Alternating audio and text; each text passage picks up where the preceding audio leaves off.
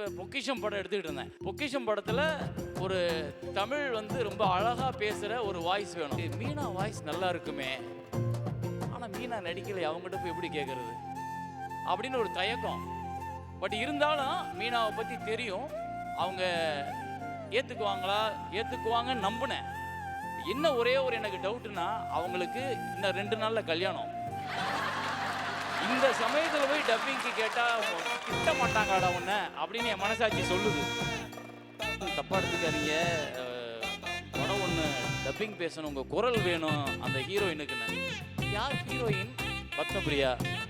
படம் அப்படி யோசிச்சவங்க எங்கே டப்பிங் அப்படின்னாங்க. Good luck 4 ஃப்ரேம்ஸில். சரி, நான் நாளைக்கு வந்துடுறேன். நாளைக்கு கழிச்சு கல்யாணம். ஆனால் முதல் நாள் ஈவினிங் வந்து யாருமே பேச மறுத்த அந்த முழு படத்தோட தமிழ் டயலாக்கையும் ஓவர் 1 டேல பேசி கொடுத்துட்டு போனாங்க. No compromise. உங்க சைடுலயும் எங்க சைடுலயும். It's a GT promise.